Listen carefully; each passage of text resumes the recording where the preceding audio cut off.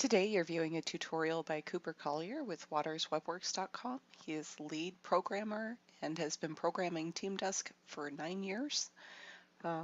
Please visit our TeamDesk expert profile if you're interested in and need any assistance or have any questions, and we'll be happy to help. All right, this session I want to talk about the DBStyles.css file. This is a way that you can customize the way that TeamDesk looks and feels to match whatever you'd like, actually.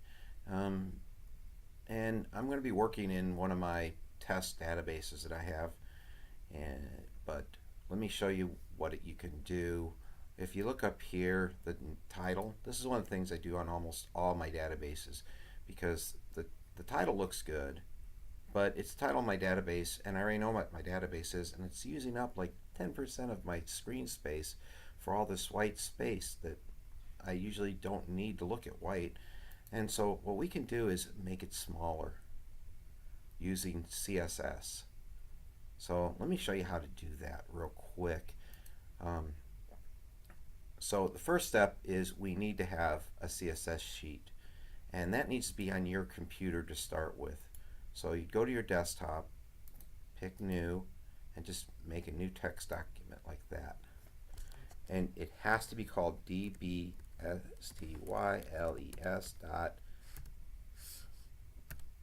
dot CSS. So you're going to rename it to DBStyles.css. When your computer complains about the thing, you say yes, that's okay, because we purposely did it. And now we have a totally blank style sheet, and we need to put things in it before it'll affect anything. So we're going to edit it. But now we need to know what to put in here.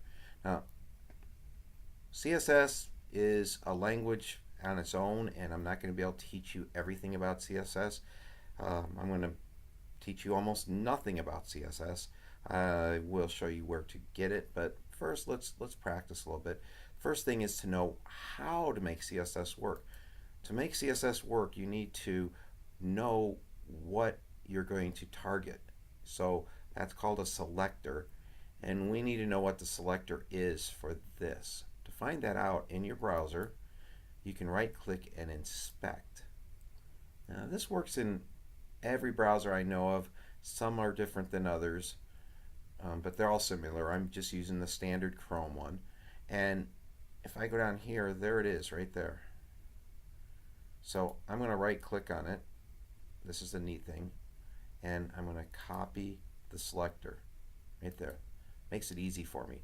The selector is actually the ID, and that's all explained in CSS, but Chrome makes it real easy just to copy it. Minimize here, and I go in here and paste it here. So that's what I'm doing. And in CSS language, you put what you want in these curly brackets, and I want to change the font size. So I'm going to do font size and give it a new font size, something tiny. So I'm going to do a 10px, and there's many different ways to do font size, and I'm going to give it a semicolon afterwards. That says it's the end of that line, and I'm going to close it up. Now that's very, very basic, and it's the first thing we're going to do, and I'm going to save it. Even close it for people who like closing things. Open it up. Now, to make it effective in TeamDesk, we have to put it in TeamDesk. So I'm going to go open up setup for my database. In my database, we need to go to the database tab, and here's resources. Most people don't even see it there, but it's there.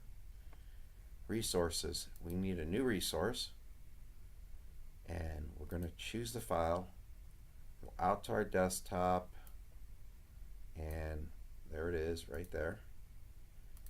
Put it there. We need to make it public. Give it a note. This is the style sheet for my database, and I'm going to save it.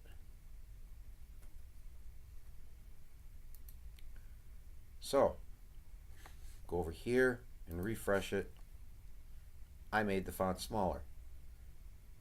Okay, It's still taking up a lot of space, but I did make this font smaller. So we're not done. And CSS is like this. You have to, in effect, play with it a lot. And I'm going to show you in next class some tricks to make that easier. But right now, um, the only way to do this is to go back in here and change again. We didn't do enough, so we want to add more in here, and that's where I can add right after that. And I just happen to know this, that we're going to set the line height like that, and we need to make it a little bit bigger than the font size.